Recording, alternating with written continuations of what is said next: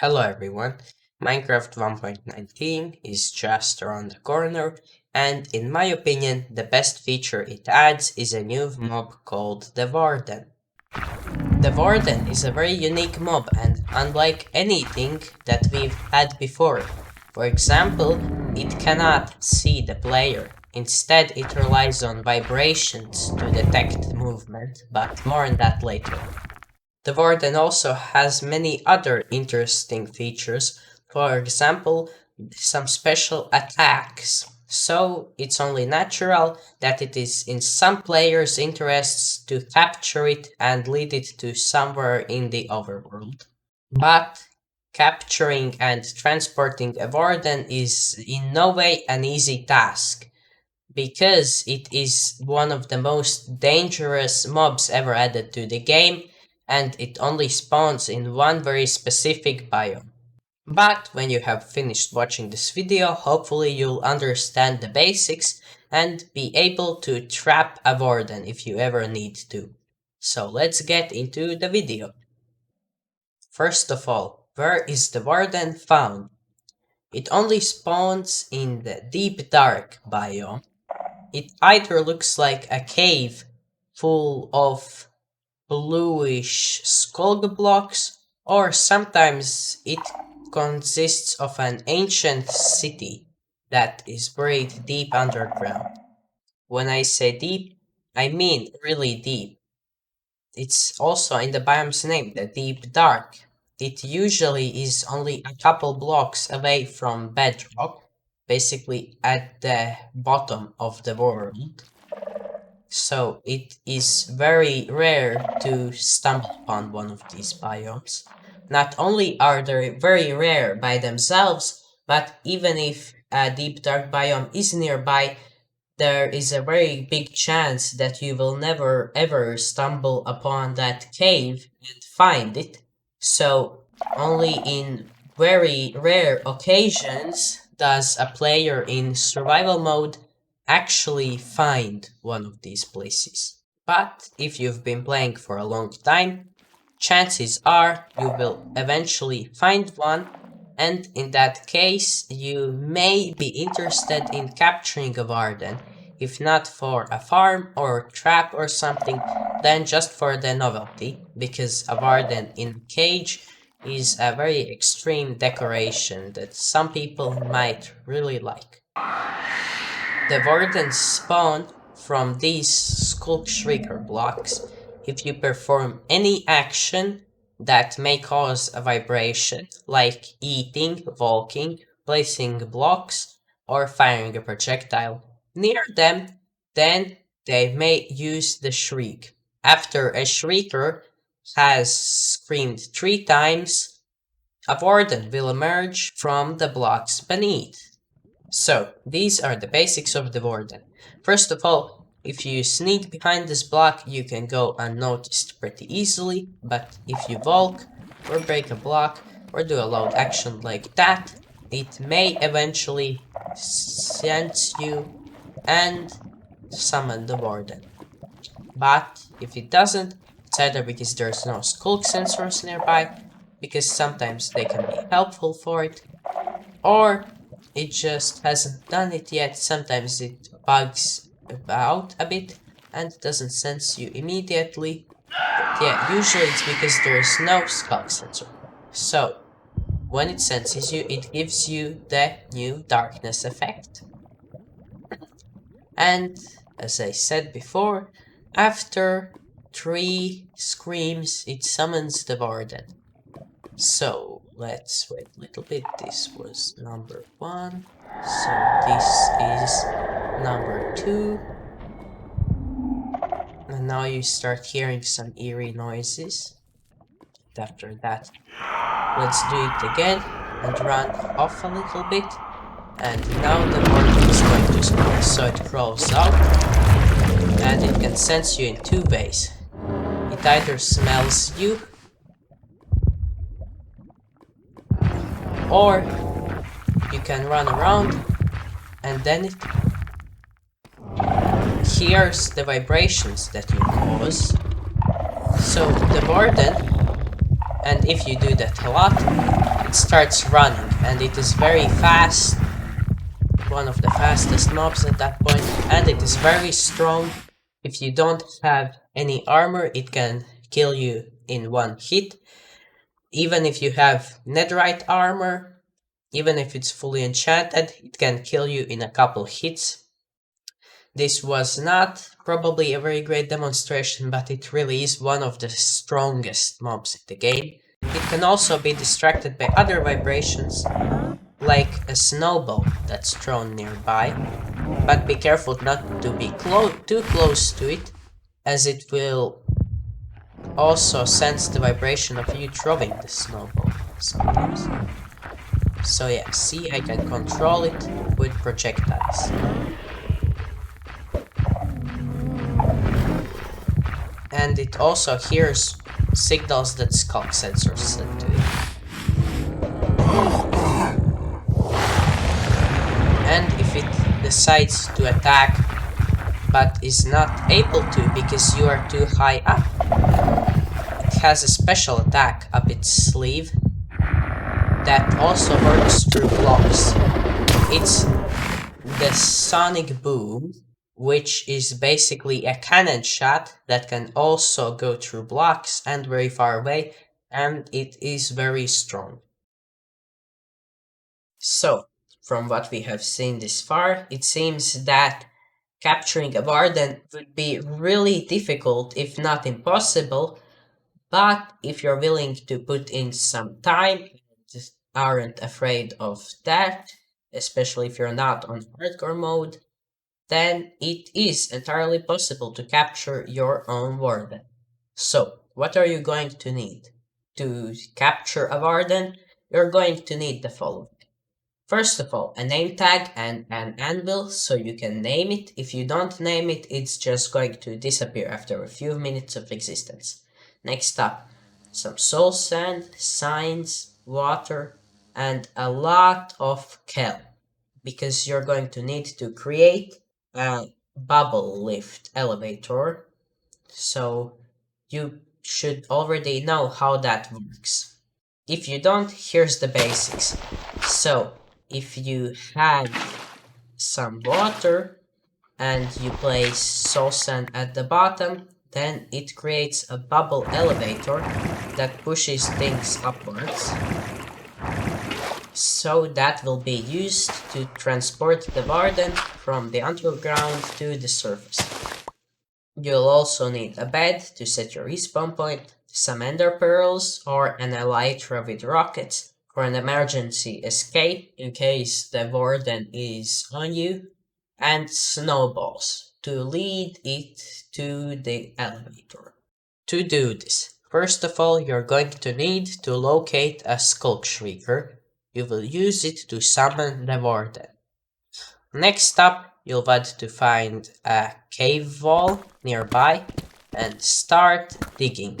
You'll need to create the elevator shaft that will be used to transport the Warden up to the surface. So, the Warden is 3 blocks high and can fit through gaps 1 block small, but to make it easier, I suggest making it 2 blocks wide.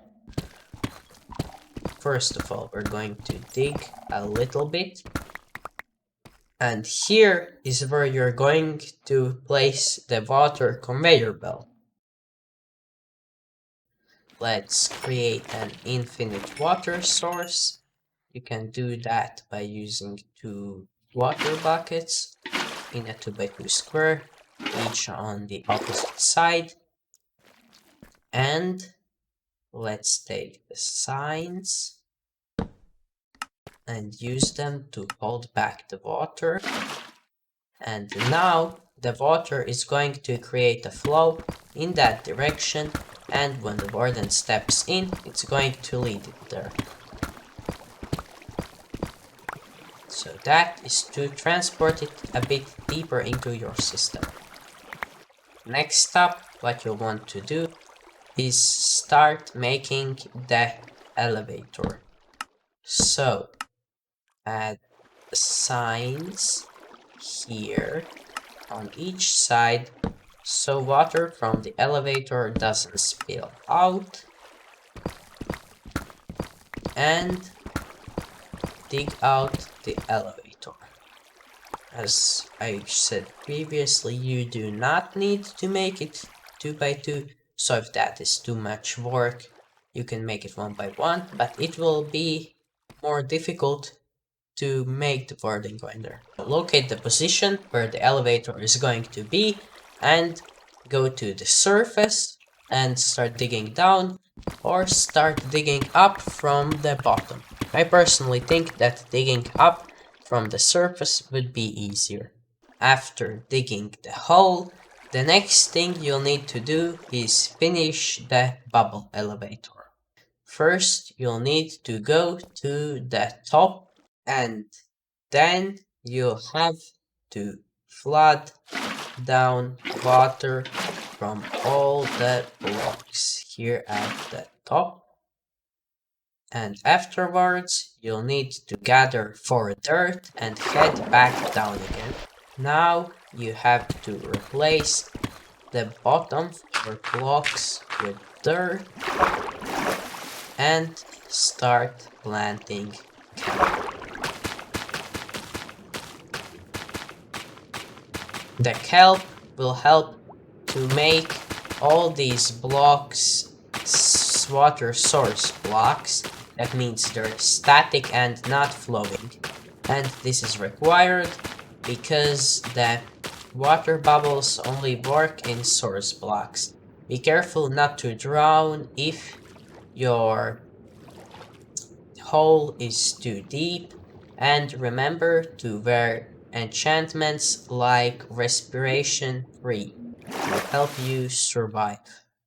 In an emergency case, it can be helpful to use a water breathing potion, so maybe keep one of those handy.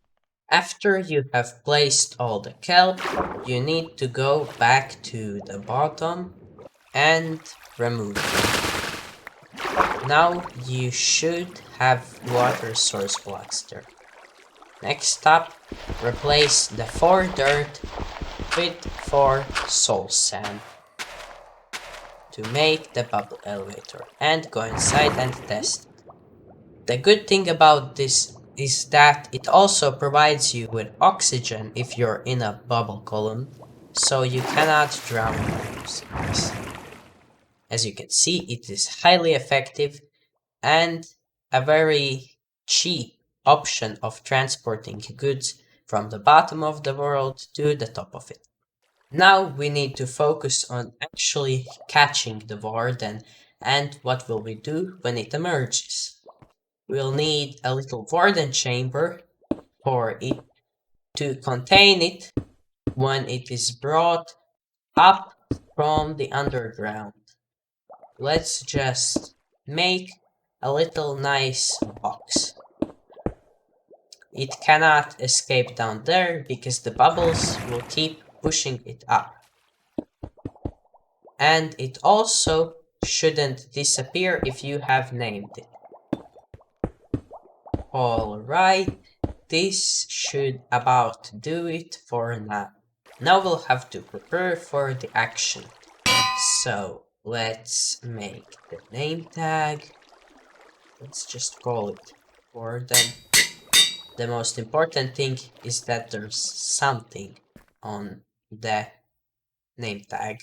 So the game thinks that it's really important to you and it is saved and it does not disappear.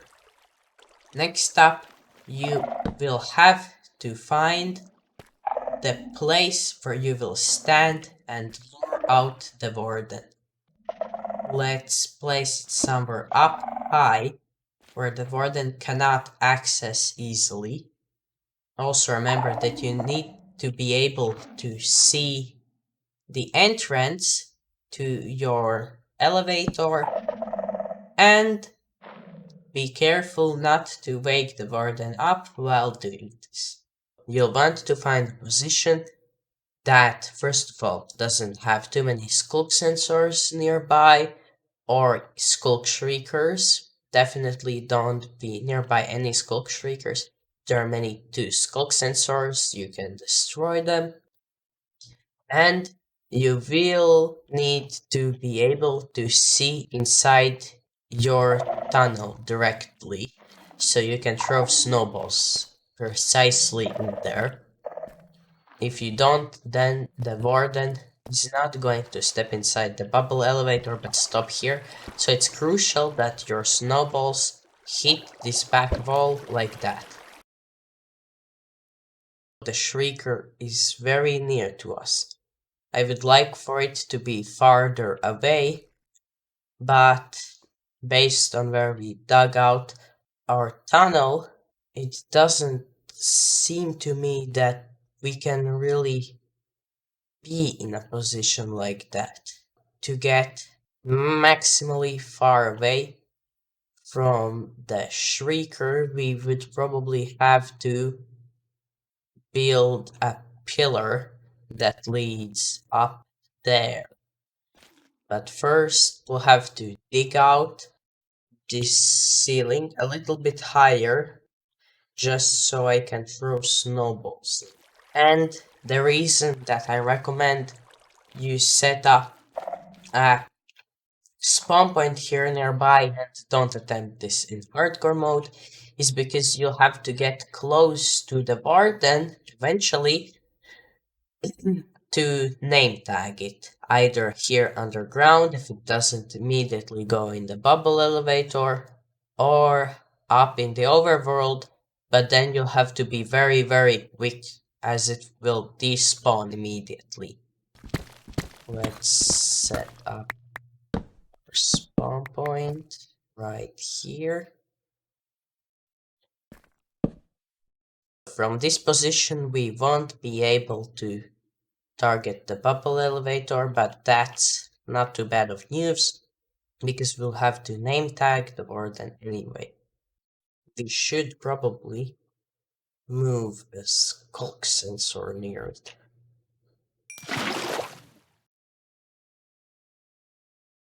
We need Silk Touch for the pickaxe. Alright, so let's pick up skulk sensor and move it near the Shrieker. Also, you should clean up the place and not have any other skulk sensors in the area, so it doesn't get too distracted. And now you'll just have to throw snowballs. Shrieker. If the Shrieker's been disturbed previously, then you will have blindness effect for longer, and the Warden will spawn more quickly. And so I recommend bringing some milk buckets, as the blindness effect is really annoying and it doesn't let you see where to lead the Warden. The Warden also can sense vibrations of you throwing snowballs very easily, so I suggest, for example, furnishing the outsides of your chamber with wool, so it's more difficult. And note that this is very close to the Shrieker, so there is a big chance that the Warden will spot me, and this will take many attempts.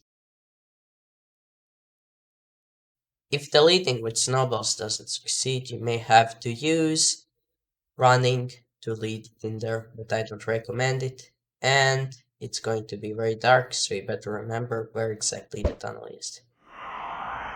So I'm going to waste my milk right at the beginning, so you can hopefully see what is happening. So first the Warden spawns, then we use vibrations to lead it in a path.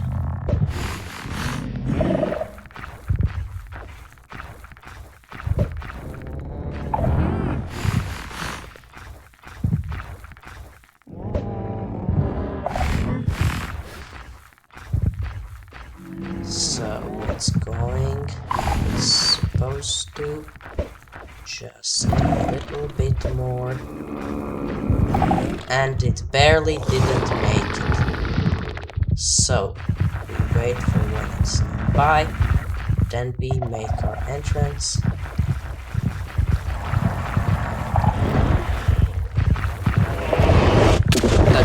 Warden and escape.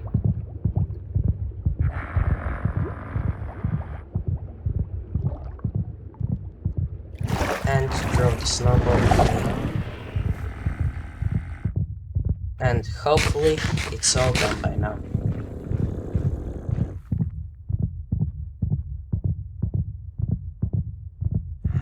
And there it is. We have officially captured our own Warden, and because we name tagged it, it shouldn't ever disappear. And now you just have to figure out a method to transport it.